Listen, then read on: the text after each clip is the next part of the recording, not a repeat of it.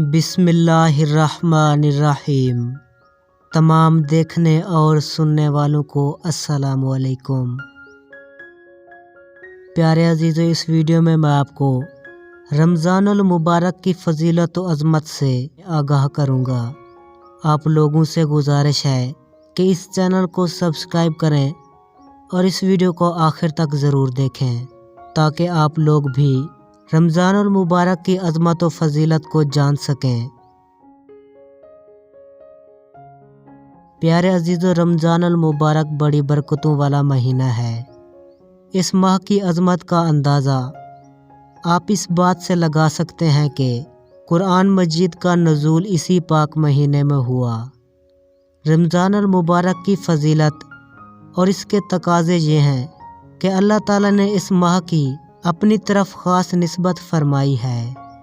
प्यारे अजीज़ों, रमज़ान का पहला अशरा रहमत, दूसरा अशरा मग़फ़रत और तीसरा अशरा जहन्नम की आग से निजात का है। रमज़ान की अहमियत के बारे में अल्लाह ताला ने हज़रत मोहम्मद सल्लल्लाहु अलैहि वसल्लम से इरशाद फरमाया कि अगर मुझे आप सल्लल्लाहु अलैहि वसल्लम की उम्मत को जहन्नम में ही जलाना होता तो मैं रमज़ान का महीना कभी न बनाता। मेरे अज़ीज़ों, जब रमज़ानुल मुबारक का चाँद नज़र आता तो नबी अलैहिस्सलातु वस्सलाम फरमाते थे, ये चाँद खैर व बरकत का है, ये चाँद खैर व बरकत का है। मैं उस ज़ात पर ईमान रखता हूँ जिसने तुझे पैदा फरमाया। हज़रत जिब्रील अलैहिस्सलाम ने दुआ की कि हलाक हो जाए वो शख्स जिसको रमज़ान का महीना मिले और वो अपनी बख्शिश ना करवा सके। जिस पर मोहम्मद सल्लल्लाहु अलैहि वसल्लम ने फरमाया, आमीन। हज़रत जिब्रील अलैहिस्सलाम की ये दुआ और उस पर मोहम्मद सल्लल्लाहु अलैहि वसल्लम का आमीन कहना, इस दुआ से हमें रमज़ानुल मुबारक की अहमियत व फ़जीलत को समझ लेना चाहिए। रसूलुल्लाह सल्लल्लाहु अलैहि वसल्लम का इरशाद है, रमज़ान की जब पहली रात होती है तो शयातीन को जकड़ लिया जाता है और मज़बूत बांध दिया जाता है और जिन्नों को भी बंद कर दिया जाता है और दोज़ख के दरवाज़े बंद कर दिए जाते हैं। उसका कोई भी दरवाज़ा खुला नहीं होता और बहिश्त के दरवाज़े खोल दिए जाते हैं और उसका कोई भी दरवाज़ा बंद नहीं किया जाता। और एक आवाज़ देने वाला आवाज़ देता है, ऐ नेकी के तालिब आगे बढ़, नेकी का वक्त है। और ऐ बदी के चाहने वाले बदी से रुक जा और अपने नफ्स को गुनाहों से बाज रख, क्योंकि ये वक्त गुनाहों से तौबा करने का और उनको छोड़ने का है। ये महीना अल्लाह ताला के लिए है और अल्लाह ताला अपने बहुत से बंदों को इस माह की हुर्मत के सबब दोज़ख की आग से बचा लेंगे। और ये आज़ाद करना रमज़ान शरीफ की हर रात में है। रोज़ा वो अजीम फरीज़ा है जिसको अल्लाह ताला ने अपनी तरफ मंसूब फरमाया है और क़यामत के दिन अल्लाह ताला उसका बदला और अजर उस बंदे को खुद अता फरमाएंगे। अल्लाह ताला ने अपने बंदों के लिए इबादत के जितने भी तरीके बताए हैं उनमें कोई ना कोई हिकमत ज़रूर पोशीदा है। नमाज में बंदा अपने माबूद हकीकी से गुफ्तगू करता है और रोज़ा भी अल्लाह ताला से लौ लगाने का एक ज़रिया है। हदीस शरीफ में आता है, रमज़ान अल्लाह ताला का महीना है, जिसे पता चलता है कि इस मुबारक महीने से अल्लाह ताला का ख़ुसूसी ताल्लुक़ है, जिसकी वजह से ये मुबारक महीना दूसरे महीनों से मुमताज़ और जुदा है। एक और हदीस में आता है, रमज़ान एक ऐसा महीना है कि इसके अव्वल हिस्सा में अल्लाह ताला अपनी रहमत बरसाते हैं और इस मुबारक माह का दरमियानी हिस्सा गुनाहों की मग़फ़रत का सबब है اور اس ماہ کے آخری حصہ میں دوزخ کی آگ سے آزادی حاصل ہوتی ہے۔ حضرت جابر بن عبداللہ رضی اللہ تعالیٰ عنہ سے روایت ہے کہ آپ علیہ السلام کا فرمان ہے، میری امت کو ماہ رمضان میں 5 چیزیں ایسی عطا کی گئی ہیں جو مجھ سے پہلے کسی نبی کو نہ ملیں۔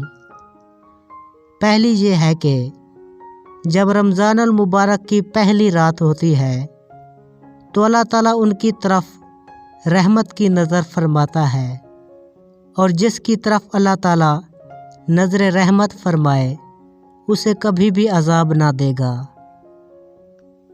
دوسری چیز یہ ہے کہ شام کے وقت ان کے منہ کی بو جو بھوک کی وجہ سے ہوتی ہے اللہ تعالیٰ کے نزدیک مشک کی خوشبو سے بھی زیادہ بہتر ہے۔ تیسری چیز یہ ہے کہ فرشتے ہر رات اور دن ان کے لیے مغفرت کی دعائیں کرتے رہتے ہیں۔ چوتھی یہ ہے کہ اللہ تعالیٰ جنت کو حکم دیتے ہیں اور فرماتے ہیں، میرے نیک بندوں کے لیے مزین ہو جا، ان قریب وہ دنیا کی مشقت سے میرے گھر اور کرم میں راحت پائیں گے۔ پانچویں چیز یہ ہے، جب ماہ رمضان کی آخری رات آتی ہے تو اللہ تعالیٰ سب کی مغفرت فرما دیتا ہے۔ حضرت سہل بن سعد رضی اللہ تعالیٰ عنہ سے روایت ہے کہ جنت کا ایک دروازہ جس کا نام ریان ہے، اس دروازے سے قیامت کے دن صرف روزہ دار گزرے گا، ان کے علاوہ اس دروازے سے کوئی دوسرا نہیں گزر سکے گا۔ حضور صلی اللہ علیہ وآلہ وسلم کا ایک اور ارشاد ہے کہ روزہ دار کے منہ کی بو اللہ تعالیٰ کے نزدیک مشک کی بو سے زیادہ پسندیدہ ہے۔ گویا روزہ دار اللہ تعالیٰ کا محبوب ہو جاتا ہے کہ اس کی منہ کی بو اللہ تعالیٰ کو پسند اور خوشگوار ہے۔ پیارے عزیزو، رمضان کے اس مبارک ماہ کی ان تمام فضیلتوں کو دیکھتے ہوئے تمام مسلمانوں کو اس مہینہ میں عبادت کا خاص اہتمام کرنا چاہیے اور کوئی لمحہ ضائع اور بیکار جانے نہیں دینا چاہیے۔